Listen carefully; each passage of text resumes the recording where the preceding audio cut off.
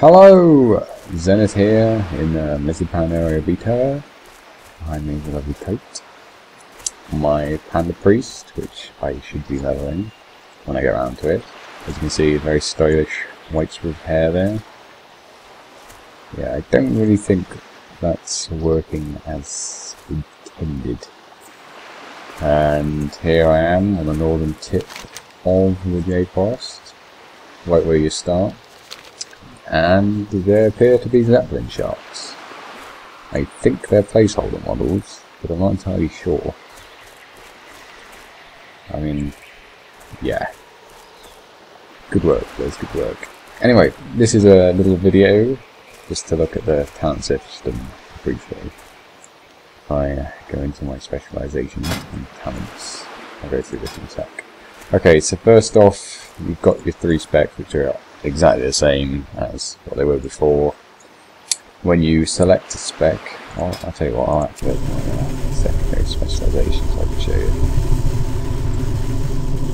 Right, and let's say I'll go Holy because that's my main. I wasn't intending to level with it. So you learn one of them and you'll see that instantly these spells go onto your bars. Oh wow, there's 3 different chapters now. Interesting. So you only select, that's it, that's new. They're not activated on spellcast, which is weird. So, you've got your 5 spells, and then you go into your talent system, which, when it loads, there's 18 choices, 1 of 3, per 15 levels. And it's generally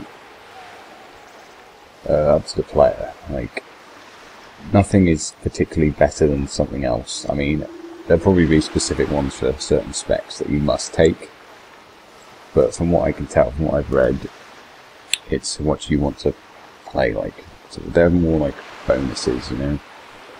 Right, for the first one, which is level 15, you've got Void Tendrils, sounds kinky. Shadowy Tendrils off summon out of the ground, rooting enemy targets, so that's a crowd control.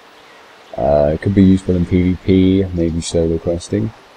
Got the Scythe Fiend, which stands in place, casts Psychic Terror on nearby enemies within 20 yards. So they're both CC-ish, I suppose.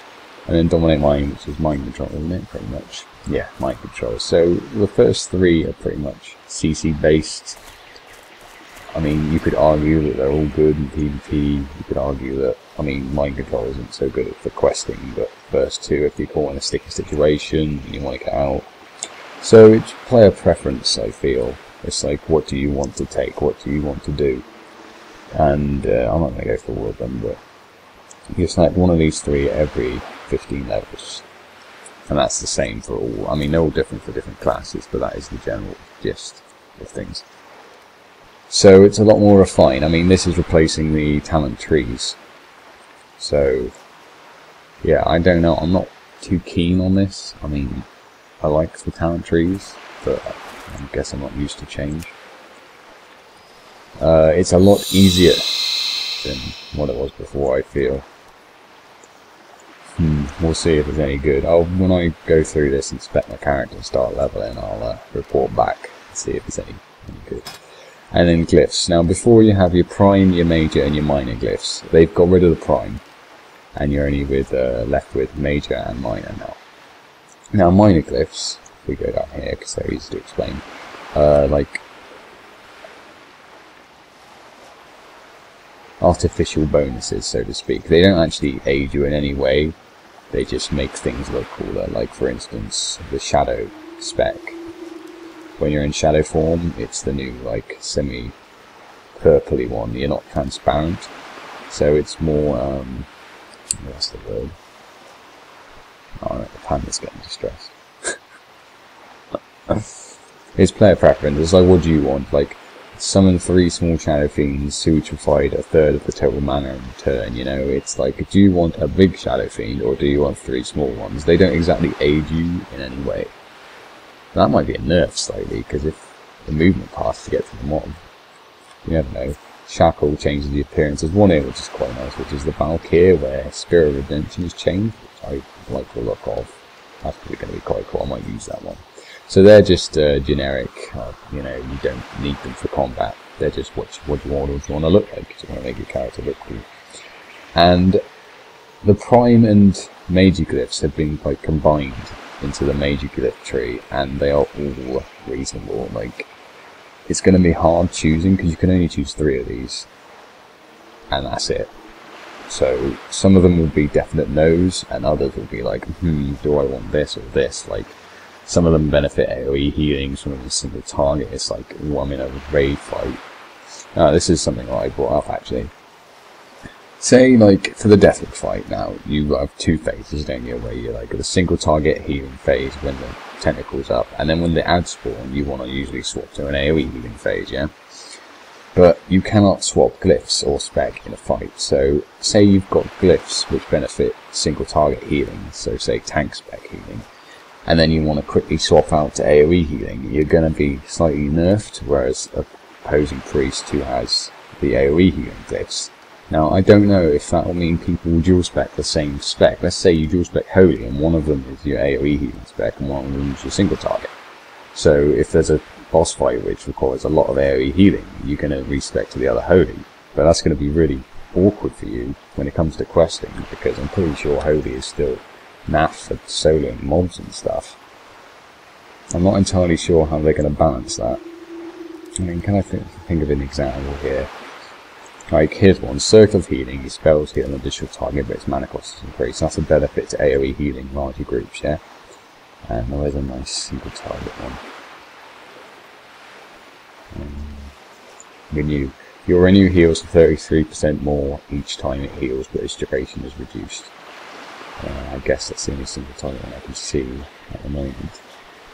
But yeah, so a priest with this is going to be a lot better than the priest stacking AoE healing. I guess shield's a single target thing as well. So I don't know how people are going to get around this.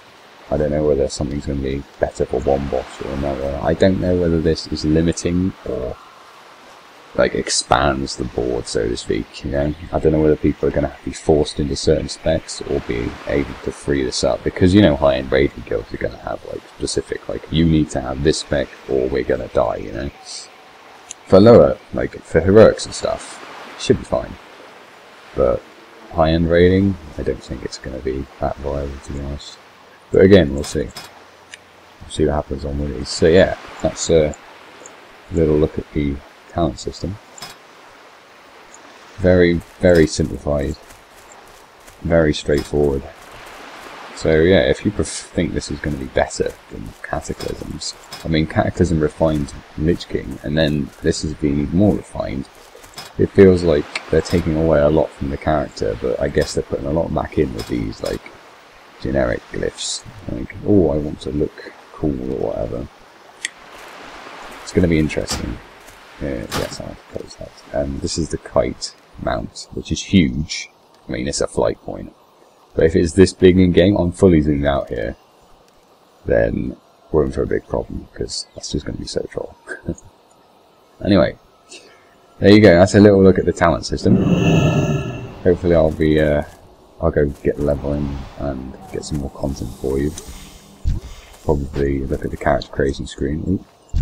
Oh, it's not hostile. We're good. So yeah, thanks for watching. I hope to see you next time. Bye now. Yes, bye now. Weird panda woman thing.